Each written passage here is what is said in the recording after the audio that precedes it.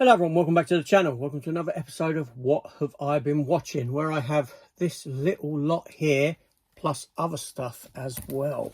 This encompasses physical media and some of those newest cinema releases, etc, etc. It's been a few weeks since I have brought you one of these because I have had a lot going on here at home, personal stuff, family stuff. And I think it's been about a month since I last done one of these, and my watching has slowed down because I haven't been in the mood, etc, etc. But over the month I've managed to get through this stuff here, so we're going to take a look at it now. Let's get into it.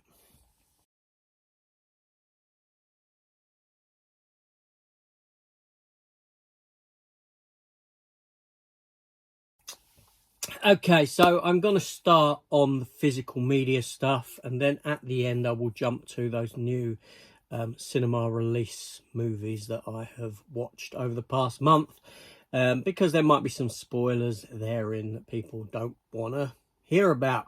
So in no particular order here, we're going to start with the films that I've watched. So first up, we have the movie Plane, Gerard Butler and Mike Colter, the film that came out a couple of years ago.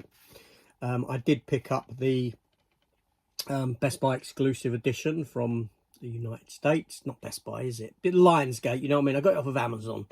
It's one of those ones that Best Buy used to do. Best Buy don't do it anymore, but you know what I'm saying. Anyway, Plane came out a few years ago. I'm still waiting for the sequel, Ship, which follows the character of Mike Colter. Mike Colter's character getting off of the island, getting on board a ship to take him to wherever he's going, and coming across a human trafficking ring therein, which kind of fits into the first film. It does, because you know that they had people there as prisoners and this sort of a thing. And yeah, it kind of makes sense. So I was looking forward to that. I don't know how you'd get Gerard Butler into the fray with that one. Probably not. I've got no issue with the series sort of following the Mike Colter character. But yeah, so Plane. This is a really enjoyable film. It harks back to kind of films of old, kind of those sort of mid-budget action fest films that you don't really get now because they were lost around the time of, well, when the MCU came about, when it was all big budget special effects extravaganzas. It kind of paved way for a lot of these action movies that just didn't, you didn't get them. But yeah, and also I want to say that this film is good in the sense that it doesn't feel like it's agenda driven in any way. It's got none of that nonsense thrown into it to promote whatever it may be, you know, that a lot of film studios feel they need to do now for whatever reason. It's just like a nice old-fashioned kind of action romp. It's a good film. It's an enjoyable movie that I can revisit often. Gerard Butler does a lot of these decent sort of mid-level action movies. Yeah, a lot of fun. Next up, I decided to pull this off the shelf because we've recently had the trailer for the second one. And I think the trailer looks great. I think it looks so much fun. I really do. Especially with the inclusion of Holiday Road from National Lampoon's. You know what trailer I must be talking about. Nobody 2 coming soon. So I watched the first Nobody with Bob Odenkirk. Better Call Saul. Breaking Bad, among other things. He originally went for the role of Michael Scott in The Office, although I couldn't see him delivering what Steve Carell did. But yeah, Nobody. This is obviously John Wick as an everyman kind of a scenario.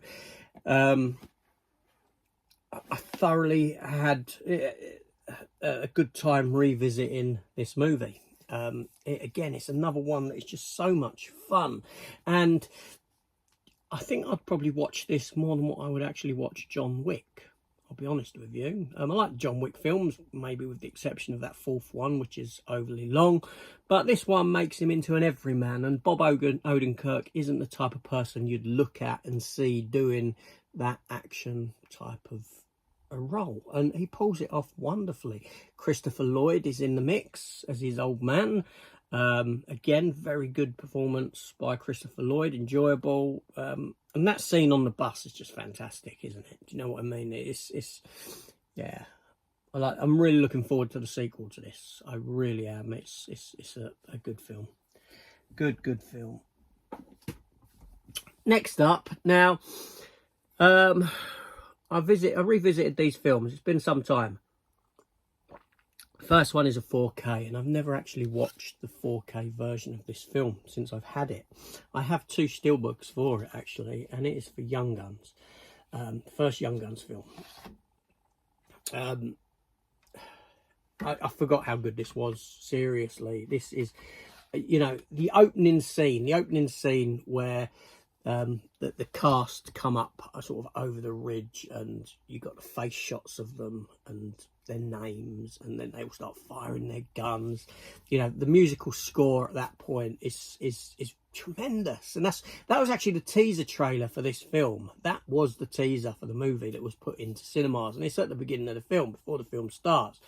And I just have to keep rewatching that bit over and over again. You know, when the film's ended, I have to go back to that opening. I think it's great. I really do, as it goes through the characters.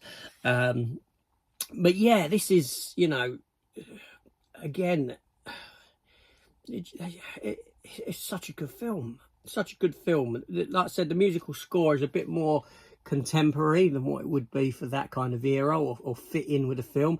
I didn't know, watching the special features on this, that originally the musical score was done by you know, he who done The Abyss and Aliens, and James Horner. James Horner's the name I'm looking for. James Horner, late James Horner, originally done the musical score for this movie, and they didn't feel that it worked for it, and they went with this other fella who gave it. And the musical score's great, don't get me wrong. I'd love to have heard all of James Horner's score for this. There is a bit of it played in the special, the sort of retrospective documentary that's on here. Also, I had no idea that Tom Cruise has got a cameo in this film. I didn't know. There's a bit towards the end where I think it's Casey Siemaszko's character comes out, and you know, Charles Baldry, he comes out, and it's Casey Siemaszko. Am I pronouncing his name properly? He comes out of the building at the end and shoots someone, and it's Tom Cruise, because this was like the Brat Pack film back then, all these young stars in it, and a lot of other people like Rob Lowe, people like that, Tom Cruise, would come and visit the set and hang around the set, and Tom Cruise got a cameo, an uncredited cameo in it. I never knew till watching this documentary. There you go. You can see that on YouTube, that scene, actually. Yeah.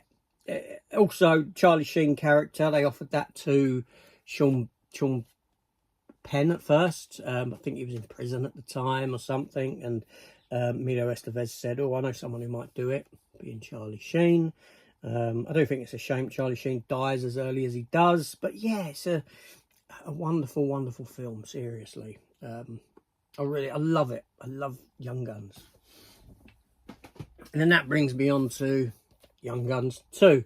Now, the other steelbook for Young Guns that I've got is a Blu-ray steelbook, and it matches this. It doubles with this as a art design. It's, you know, they're hand in hand, exactly the same sort of style.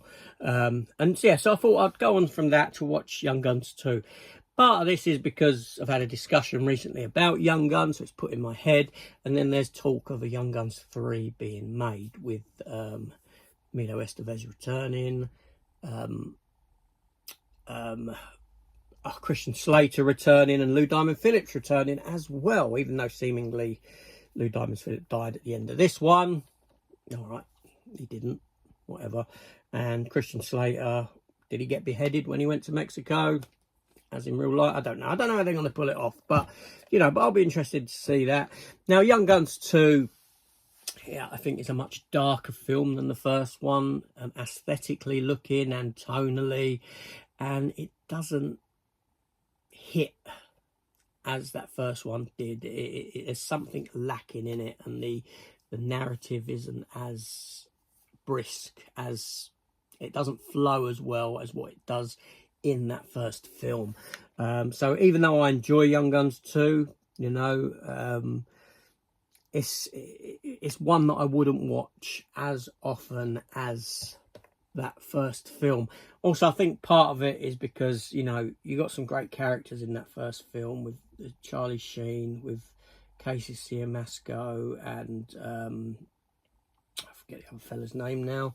The characters that die, you know, I think they're far better and more intriguing than some of the characters in the second film. You know, Christian Slater's all right. Alan Ruck is sort of very underused. Yeah, you know, it's got some good moments. But Emilio Estevez is great in both of them. But yeah, the first one for me, most definitely. TV series that I started watching, and we'll come back to the films. It's just that this is next on the pile.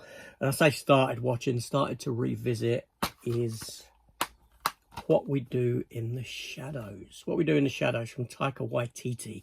Originally a film, then made into a TV series that lasted 6 seasons, 60 episodes in total, about vampires living, I think they're in, where is it, New York, Brooklyn, that they live in, somewhere like that. I don't know, it's irrelevant where they live. Staten Island, is it? You know, fly on the wall sort of documentary type thing followed. It's funny. It's a very funny show. I can't recommend this program enough. Seriously, this is great. This is really good. 60 episodes. It lasts 6 seasons, and it didn't get cancelled. They ended it. They decided that this is where we're going to end it, you know, beforehand. So let's give it an ending. And yeah, so that's nice as well that kind of a thing occurred with it. These are bootlegs, unfortunately. I'm not sure if the show ever got official releases in the US or anything like that. Certainly didn't over here in the UK. So I had to get each season bootlegged. Say what you will about that, but it's a fantastic show that most definitely, if they'd done a box set tomorrow or whatever, an upgrade would come my way. I would certainly pick that up. It's well worth it. Okay, so the next one is kind of a half watch. Sort of a half watch of a, you'll see what I mean. But who are you going to call? Well, it's the Ghostbusters, isn't it? Of course it is. So this here was sent to me, kindly sent to me. It's a bootleg, but it was sent to me to watch, and I will do a full review on it when I finished it. And what it is Ghostbusters, the Ectoplasm Cut. You got a reversible sleeve in there as well. 2 discs. Disc 1, then disc 2 has special features on it. What this actually is a fan edit of the 2 Ghostbuster films that put the films together as one movie, and also incorporates back in over 20 minutes of deleted scenes across both of the Ghostbuster movies. Not only that, it does have a title screen that comes up at the beginning of the film where you've got the green logo, the ectoplasm cut, all this sort of thing. It looks great. It must have been taken from the 4K scans of the film to edit this together and clean it up and whatever, and clean up the deleted scenes. Yeah, now, unfortunately, I'm only halfway through because it's about a 3-hour... about 3.5 hour watch or something like that, close to that, 3 hours 20 minutes, 3.5 hours. It's a hefty watch, do you know what I mean? And like I said, with the amount that I've had going on, sitting down for 3.5 hours it takes its toll. Normally I could do it, but in this case, just my mind's elsewhere and this sort of thing. But it's a lovely transfer, it really is. You know, and these fan edits are pretty good. Do you know what I mean? Like I said, I've got the Jaws one as well, actually. Came from the same place. It's there. That's a slip that didn't come with it. But the bigger boat cut of Jaws as well. Do you know what I mean? You've got these sort of fan edits where, again, that's Jaws 1 and 2 put together as one movie with deleted scenes put back into it. They've done the same with Ghostbusters, put the scenes back into it, put the films together. Yeah, good stuff. But yeah, I will do a full review of that when I finish watching the second one, and I'll go more detail into the deleted scenes and etc, and how the films combine as one, things like that. But yeah, quality stuff.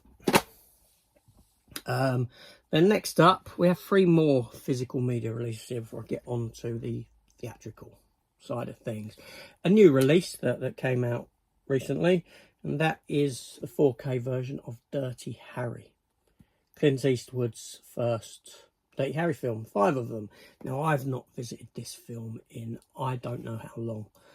Seriously, it's been such a long time, and I wasn't going to upgrade, but then I've just I had to, and I'm so glad I did, because the transfer of this is beautiful. It is, you know, the skies being blue as they are, because there's a lot of rooftop scenes with the sniper, the blue skies, the green grass looking down. It really pops. The colours really come out on this, and it's such a great film. You know, it's these sort of films that kind of helped, you know, being a fan of like The Punisher from the comics, this sort of a film is very much these sort of films, that era of movie making that inspired the coming about of The Punisher and things like that. So I have a vested interest in these sort of Hollywood films that inspired eras of Punisher and this sort of a thing, and a lot of it came from Charles Bronson and Dirty Harry, you know, and Clint Eastwood doing these sort of things that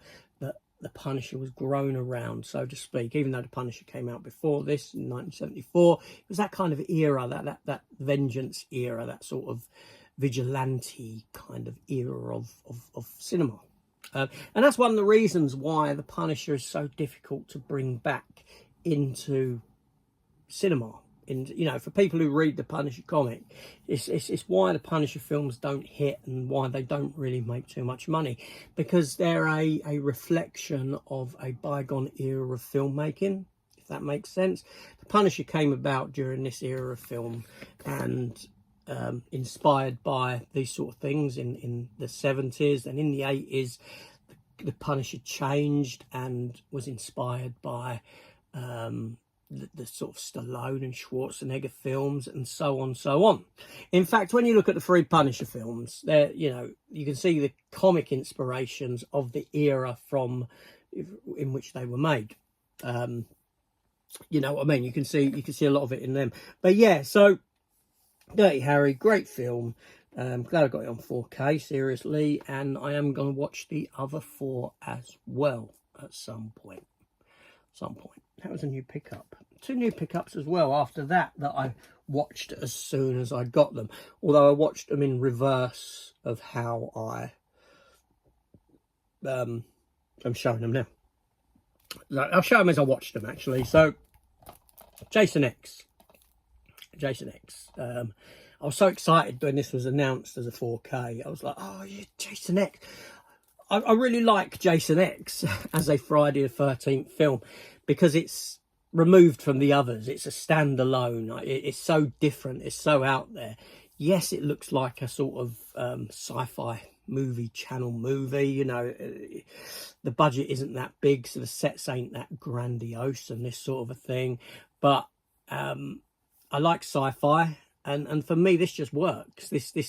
The whole element of the story behind in this just works for me in that sense. You know, taking Jason, setting it in the future, he's been cryogenically frozen, unfrozen. Even when you get past the ludicrousness of this spaceship essentially being a school kid's outing, you know, that these are students with a professor on there with a military group as well.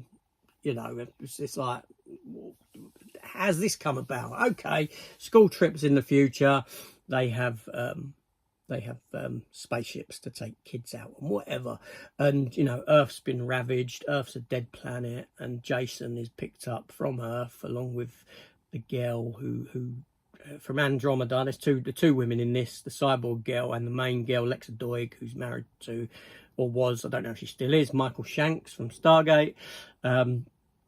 she's picked up as well, and yeah, Jason gets free on his spaceship, starts killing people, and then he gets an upgrade with these nanobots, and he's part metallic. Unfortunately, that part at the end of the film, he isn't all the way through it as that Uber Jason, but you know what I mean, it looks great. It looks great. I just want to grab my, I don't know where he's gone. I must have put him up high. I've got a Jason Voorhees figure somewhere, and I don't know where I've put him now. He's up on one of these shelves, you know, moving maniacs. But yeah, a great film. Just so much fun. So much fun. Next up, we have Jason Goes to Hell, which I watched after that, but obviously it's set before that. But, you know, and again, enjoyable, different. It kind of changes things up. Again, the transfers on both of them are great. They really are good transfers, I will say that.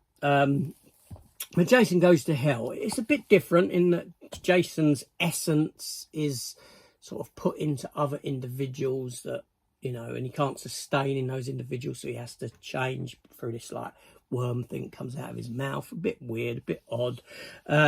This is the one where it ends with Freddy's glove pulling the mask down, leading into Freddy versus Jason. Not only that, you've got the Necronomicon Ex Mortis from the Book of the Dead in this, sort of as a fan, a little nod to the Evil Dead franchise, but it does sort of point towards, and it does work in the sense, is Jason a Deadite? You know, has he been, you know, he's been brought back to life by the book, by the Evil Dead book. You've got the knife from the Evil Dead in it as well. Yeah, I love all that stuff. Because originally they were going to make, after Freddy versus Jason, a Freddy versus Jason versus Ash film. It was on the cards, but Bruce Campbell had issues apparently with the studio and whatever, and their direction. It never came to pass. The script was used in a comic book. I'm going to do a video about that actually, because I think I know where that comic book series is. But yeah, Jason Goes to Hell, a hell of a lot of fun. Not as fun as Jason X for me, but still an enjoy. I like the Friday the 13th films. I'm not a Halloween fan. I don't like the Halloween films. I don't mind the Jason Voorhees films, you know, and the Freddy films. Yeah. Will Arrow next do Freddy versus Jason? I mean, you can see it, can't you? I mean, with these designs, I didn't pick up the first one that they done, the one of the remake film, which is a similar design of cover, but you can see it now with Jason on one side, with Freddy on the other, akin to these. Makes sense, doesn't it? Come on, Arrow, get that one done. Anyway, that's it for physical media watches. All right, so now TV wise, I'll have a little quick talk about Andor. I'm about 4 or 5 episodes into Andor. Now, the production values on Andor are great. They really are. And it looks like they you know, saw my criticism of the first season and thought, okay, let's do harder with it. Because one of my criticisms for the first season of Andor is that a lot of the filming locations, the buildings, etc., were clearly Earth-made. They had bricks. They were bricks. Star Wars has never given us something that looks like it's set on Earth, if that makes sense, you know, with earthly made materials. Right, and it was just a little bugbear of mine that I raised, and it was like, oh, those bricks are really annoying me on that building, because why would they have bricks? Would they have bricklayers in the Star Wars universe? Anyway, this season seemingly doesn't have that. They thought harder about where they film it. No, but joking aside, this series is a lovely production values to it. It looks great, you know, the filming locations, all this. However, it's just so damn boring. That's why I'm only 4 episodes in. It just bores the hell out of me. It really does. Yeah, I don't even know if I'll see this out to the end. I'll be honest with you. You know, we'll have to see. I was hoping that I'll try and see it out, because I hear that the second half it starts to pick up pace and more starts to happen. But the first 3 episodes felt like a self-contained story, and then it jumped a year in time, and so then you go to something else, and Do you really need those first three? I'm wondering if you can take out those first 3 episodes and just watch it from episode 4 onwards. Still get the gist of what's going on, given there's a year break in the filming, or in the timeline. I do think there's a lot of filler in this show. It doesn't need to be 12 episodes long. I think 8 episodes would have been fine. You can condense this down. It's very slow moving. I may try and see it out, see what happens. But there we go. And another one, which again I'm struggling with, is Walking Dead, Dead City. At this point, 3 episodes have aired. I've only watched 2. Episode 3 I've still got to watch. And again, just, you know, Negan in his own show with Maggie should be great. It really should. And I think episode 2, I'll be honest, I fell asleep during. I missed most of it. I fell asleep. I don't think I missed much, but there we go. Just Daryl Dixon is the best solo Walking Dead show for me. Shame, really. I really like the Walking Dead world, and I don't know what's happened. It's just, I know a lot of people dropped off over time, but I always stuck with it. But at the moment, it's just, you got to do better, do better. So let's jump to the theatrical stuff.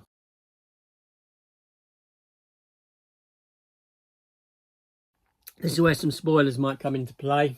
If you don't want to hear about these films or whatever, then jump away. So I'm going to be talking about Final Destination Bloodlines. I'm going to be talking about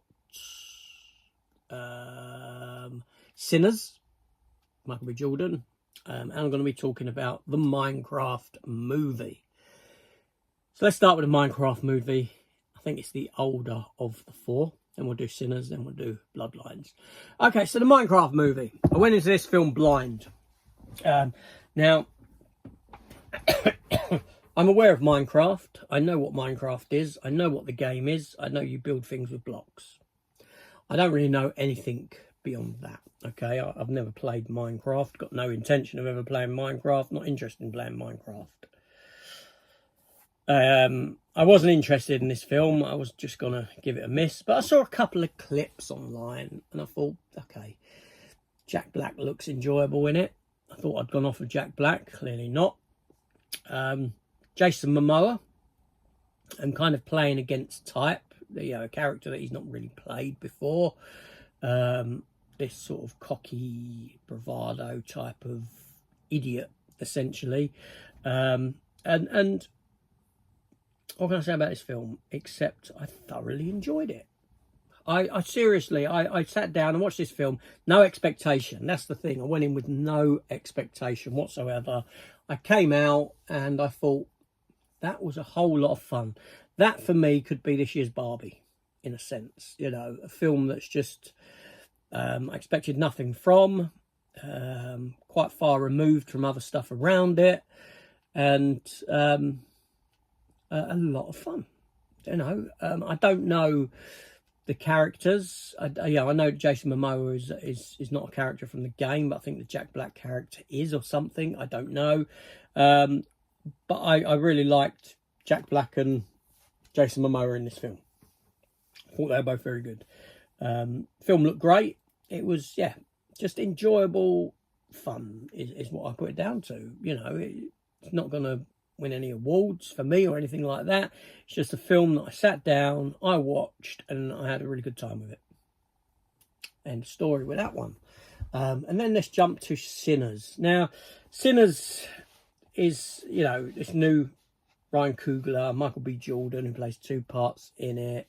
It's also got Haley Steinfeld in it. That was one of the sort of intriguing factors to go and watch it, was Haley Steinfeld, because I think she's a really good actress. And she is in this. She gives a good performance. The film is about these 2 brothers. It's set in like the 1930s, that kind of era, Prohibition era. These 2 brothers that have come back, twins. They've ripped off these 2 rival sort of alcohol bootlegging people in companies they've never seen, and they come back into this town to set up a kind of bar, shall we say, for blues music and drink and all that sort of thing. this film, everyone's raving about this film, right? And I will again say that, you know, this film looks great. It really does. You know, the production values are magnificent. The film is shot really well. It's fantastically casted. The era setting is great. You know, the costumes, all this sort of a thing. Even the music in the film is really good. However, you know, they're saying that this is an original film from Ryan Coogler. I saw no originality in this movie whatsoever, beyond this film being a sort of kindred spirit remake of From Dusk Till Dawn. That's what I got from it. Okay, the similarities were just slapping me in the face. Right, forget the era setting. You have two brothers, right, who are criminals, who are kind of wanted, being hunted down, come into this town. There's a bar. Okay, I know that they go to this bar, Titty Twister from Dusk Till Dawn. In this place, they set this up, and then the film is seemingly one thing, and then halfway through, it kind of pulls the rug from out of you, and you got vampires. Okay, and they have to survive in this. Survive the night, so to speak. Them and these other people have to survive the night against a horde of rampaging vampires that like to sing.